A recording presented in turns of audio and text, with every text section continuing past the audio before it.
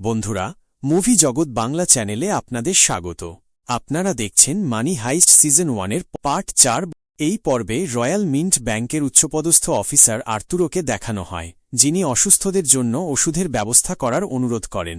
এরপর মনিকা নামের একটি মেয়েকে দেখা যায়, যে আর্তুরোর গার্লফ্রেন্ড, এবং আর্তুরো তাকে গর্ভবতী করে দেয়, যদিও সে ওই সন্তানের বাবা হতে রাজি নয়। নাইরবি এই সবকিছু আগে থেকেই জেনে যায়। এদিকে রাকেল হঠাৎ জানতে পারে যে প্রিয়ত তার মানা সত্ত্বেও ব্যাংকের ভেতরে যাওয়ার জন্য পুলিশকে প্রস্তুত করছে। এই কথা শুনে রাকেল প্রচণ্ড রেগে গিয়ে প্রিয়তকে এর কারণ জিজ্ঞেস করে। তখন প্রিয়ত জানায় যে ভেতরে ব্রিটিশ অ্যাম্বাসেডরের মেয়ে আছে, যার কারণে ওপর মহল থেকে প্রচুর চাপ রয়েছে এবং তাকে এখনই উদ্ধার করতে হবে। সেই মতো পুলিশের একটি পুরো দল গোপন একটি রাস্তা দিয়ে রয়্যাল মিন্টের দিকে যায়। তবে প্রফেসর আগেই জানত যে পুলিশ এমন একটা চেষ্টা করবেই, তাই এই চেষ্টা বিফল করার জন্য প্রফেসর একটি প্ল্যানিং করে রাখে। প্রিয়তর আদেশে পুলিশ দল রয়্যাল মিন্টের একটি দেওয়ালে ড্রিল করে ভেতরে একটি ক্যামেরা পাঠায়। তারপর পুলিশ দেখতে পায় পুরো দল একটি মেশিনগান নিয়ে বসে আছে, যা দেখে তারা অবাক হয়ে যায়। তবে আরও ভয়ের ব্যাপার হচ্ছে, পার্কারকে বন্দুক দেখিয়ে রিও একটি টিভি চ্যানেলকে ফোন করে। এবার রিও পার্কারকে দিয়ে বলায় যে সমস্ত বন্দীদের গায়ে একই রকমের ড্রেস পরানো হয়েছে, তাই পুলিশ যদি ভেতরে আসার চেষ্টা করে তাহলে অনেক জন মারা যাবে। তাই পার্কার পুলিশকে এই মিশন বন্ধ করার জন্য জানায়।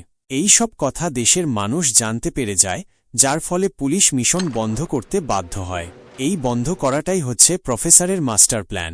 তবে এখানেই শেষ নয়। প্রফেসর পার্কারকে বন্দী করে রাখে, যাতে রয়্যাল মিন্টকে দীর্ঘ সময়ের জন্য দখল করে রাখতে পারে।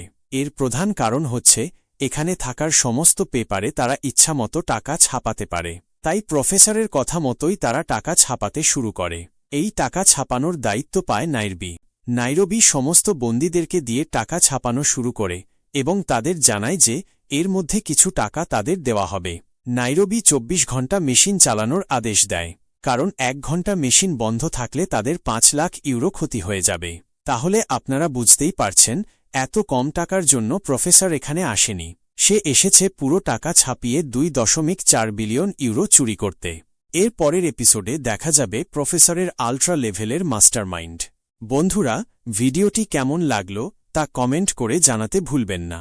ভালো লাগলে একটি লাইক করুন এবং এরকম আরও মজার ভিডিও দেখার জন্য আমাদের চ্যানেল মুভি জগৎ বাংলাকে সাবস্ক্রাইব করে রাখুন। খুব শীঘ্রই দেখা হবে নতুন কোনো ভিডিওতে। ধন্যবাদ।